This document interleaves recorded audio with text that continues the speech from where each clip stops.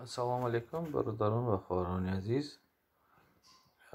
چند روز اخیر خبرهای نسبت آن چاپ شدن در روسیه که 2 نفر شهروندان تاجیکستان یک کمپی را تجاوز کردند و خیلی زیاد مردم را از روی آنها پلیس عذاب داده ایستاده است و در محلی که آنها این کار را کردند در آن محل خیلی زیاد مهاجران زندگی کار میکردن، ولی همه آنها را با دعوت مردم محلی که خواهش کردند که آنها از آنجا برآورده شوند و حتی کار تا جای رسید که گوبرناتور ولایت مسکو از راهبری این کارخانه خواهش کرد که آنها را از اینجا دیگر جا برند، یعنی که از اینجا رونند و صاحب کارخانه متاسفانه راضی شد، هرچند که این دخالت گوبرناتور ولایت مسکو به کارهای یک صاحب کار غیر قانونی است از روی قانونگذاری روسیه. سر و صداهای زیادی در شبکه‌های اجتماعی خصوصا در اینترنت در فیسبوک هم بسیار شدند که خوب کردند آنها را حکم ابدی دادن در کار، آنها را کشتن در کار و با دیگر دولت رفتید رفتاری خوب کنید و شما باید که با آنجا رفتید طبق قانونهای آنها رو یعنی رعایت کنید و سرتان رو خم کنید، با کسی کار نداشته باشید و چیزی که با شما رخ دهد شما همون به مثل شکرانه کنید و صبر کنید. من یک چیز رو گفتنی هستم که سالهای پیش وقتی که به حیث ترجمان هم دعوت می شدم، من در خودی در بخاری ها که اونها به حیث ترجمان کار می کردم می گفتم که برادران شهر مردم است، به هر حال حرکت کنید که اگر با شما حادثه هم رخ دهد یا که یگان جنگ و جنجال شود حرکت کنید که با آن خوش نشوید یا که جواب ندهید. ولی با گذشت چند سال یک چیز رو مشاهده کردم که چقدر که مردم ما خب کردن یا چقدر که مردم ما جواب ندادن همون قدر به گردن ملت ما سوار شدن، یعنی که ملت ما بقدرترین ملت در روسیه شد. و من میدیدم که اگر که خفقازی ها جواب میدادن گپ در سر خفقازی های روسیه نیست، گپ در سر اون خفقازی های آذری ارمنی است که یا که گرجی است که با آنها یکان روز سر و کار نمیگرفت. آن تاسرها یعنی که سکینخید ها فقط به زادگان یا سمیانت در میافتادن، اساسا به تاجیکان و ازبکستانی و ازبک ها میگردن. با این خاطر بعدا دیدم که خیلی زیاد سوار شدن. بعدا که دعوت میکردن من میگفتم که برای چی، یک برادر میگفتن که بر چی سبب اینجا تو رو آوردن، میگفت که خیر من رو روس زد، من رو هم زدم، اون در شفاخانه غلطید یا که زدمش مرد. و بعد این مثال مفتشان یعنی سلیدواتری میگفتن که با اونها فهمونید که چون این کارها نکنن، این وطن اونها نیست، چرا این کار کرد. اما اونها میگفتم که سبب چیست، میگفتن که این کار شده، میگفتم که خیلی خوب. اول کی زد، میگفتن که اونها. من میگفتم که جواب دادی، میگفت که بله، میگفتم که درست کردی. و وقتی که مفتش میپرسید که چی میگوی، من میگفتم که اون کس میگوید که یکم زد، من زدم و از من میپرسید که آیا این کاری شهروندان شما درست است و وقتی که شما به دیگر جاها میرید به آنها فهمونید که در معرکه ها که چنین کار نکنن. من گفتم که چرا من گویم که آنها از خود محافظت نکنن، چیکار کنن؟ میگوید که با پلیس مراجعت کنید. من گفتم که تا پلیسی تو در اون یک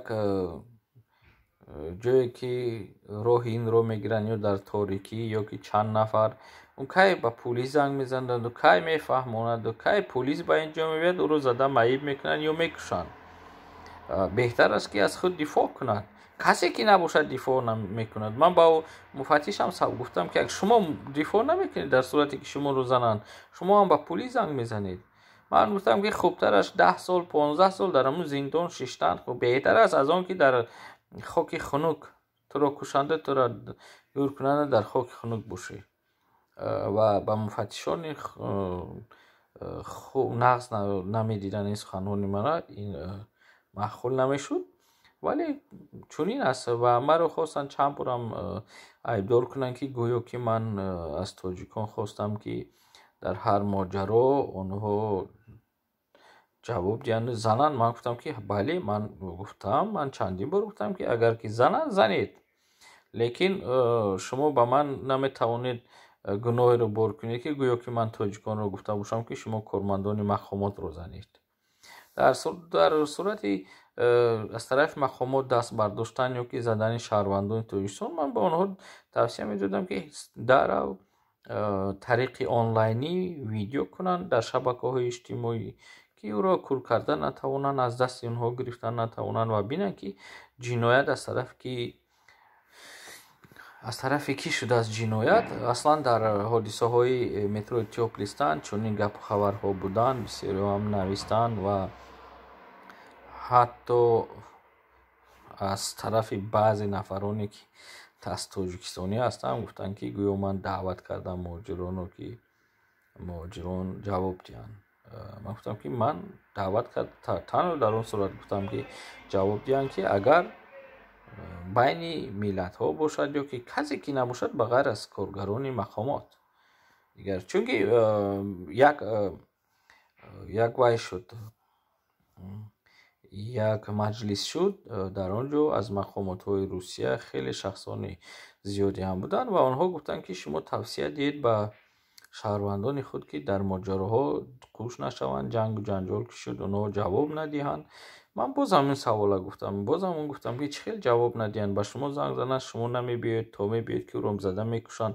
من گفتم از روی سخنهای راهبر دولت شما رفته ایستاده ایم. گفتن که چه خیلی؟ ما گفتیم که ما تاجیکان راهبر روسیه گفت که اگر در یک جای نامقبول، یعنی که در پدورودنی یک نفری رو بخوردی یا چند نفره و اونها نیتی تو رو زدن داشتن باشن، تو باید یکم رو جواب زنی. گفت که من چنین میکردم. ما البته یکم نمیزنیم لیکن ما جواب میدهیم. برای همین ما از سخنان رئیس جمهور شما یگان همون چیز سخنی گو از همون کرده استیم، یگان چیز زیاد نکردیم.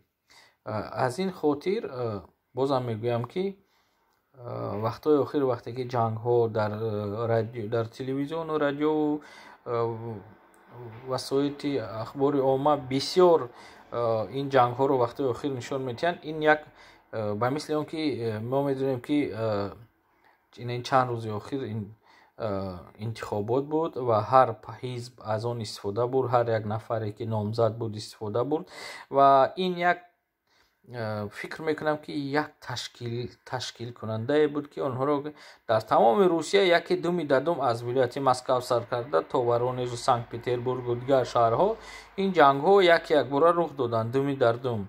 این با اون معنی است که این یعنی که زکاس میگن روسا، اون زکاس بود که در تمام وسایل اخبار عامه یعنی که نشان داده شد. چون این جنگ ها دائم میشوند، این از روز ازل بود. اکنون فکر کنید یک سوال برمیاد، اگر رهبر کارخانه روس باشد یا که قفقازی باشد یا بینرو قفقازی باشد، پول رو ندهد، تاجیکان رو زنن یا ازبکان رو، اینا چیکار کنن؟ تماشا کنن؟ به خاطر گرفتن این پول خود دفاع وای نکنن، جنگ جنجال نکنن، یا که پول اونها رو ندهن، اونها رو از جای خواب و کار رانن، اونها باید چیکار کنن؟ با پلیس روان؟ پلیس به دادی اونها میرسد یا که دادگاه؟ هیچ کس به دادشون نمیرسد. از این معلوم شد که اونها باز بیاند و اکنون فکر کنید که نمادهای قفقاز از این استفاده برند، بیان که این قدر پول دید ندین اونها رو زنن، اونها جواب دادن نتونن. چون که اگر که جواب دیان 40 سال اخراج میشن از روسیه. این از در یگان قانون آمده است، به یگان قانون هم درست نمیگیرد. اون افرانی که 40 سالی اخراج کردن اونا میتونن به دادگاه مراجعت کنن. باوری دارم که دادگاه های بولی هم پشتی تاجیک نمیگیرن، لیکن از بالای دادگاه اولی که رفته که پشتی نگرفت به دادگاه اروپایی مراجعت کنه، حدودی از 3-4 هزار یورو تا 12-13 هزار یورو جبران پولی مجبور میکنن که روسیه به شما دهد. حداقل اگر راحتون هم نکشاید این جبران پولی از شما گرفته میتوانید. این رو فراموش نکنید. لیکن مردم ترسانچک هستند، یا که به خاطری که حجتهای خود رو عوض میکنیم و باز میبیایم گفته که این خطرناک است مراجعت نمیکنن. اگر 40 سال اخراج کردن، چی شما یگان روی دیگر نداره؟ چی رو از دست میدید که مراجعت نمیکنید؟ مراجعت کنید. زینه بزیدن به دادگاه اولی روسیه روید. اگر که نشد به دادگاه اروپا، در آنجا 100% گفتم میتوانم که شما برد میکنید، چون که موافقی آن قانونی همون کوآپ میگن ادمنستراتیو پراوناروشه در اونجا نیستگی نیست که شما رو 40 سال اجازت اخراج است. اون قانون برای همه یک است، برای روس ها هم، برای تاجیکان، برای دیگر ملت ها. چرا روس رو اخراج نمیکنن نباشد اگر که قانون چنین باشه؟ بلکه قانون نیست چنین. 40 سال اخراج کردن غیر قانونی است. البته چند نفر به من مراجعت کردن تا 2061 راهی آنها رو بستن. قسمی زیاد همون نفرانی که در نزد سفارت جمع شده بودن اونها رو هم تا 2061 راهشان رو بستند. از این خاطر از حقوق خود رو دانید و به دادگاه ها مراجعت کنید. نترسید.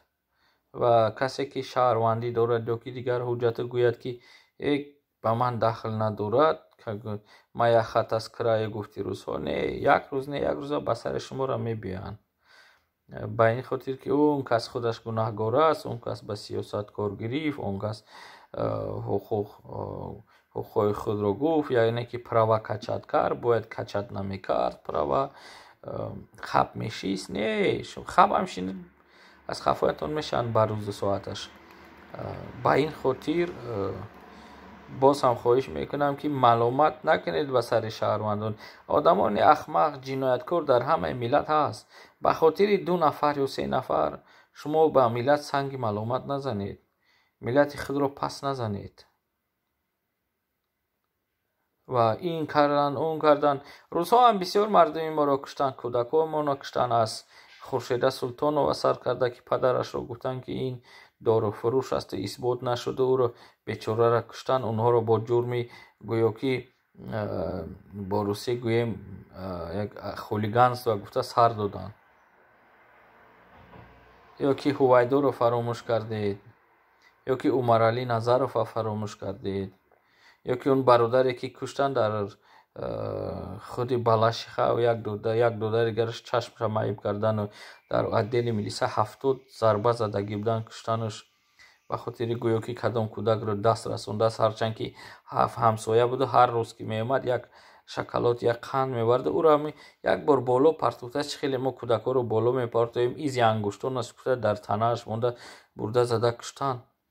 بعد چند سال و پافشاری 6-7 سال زاید ندادن 3 نفرش.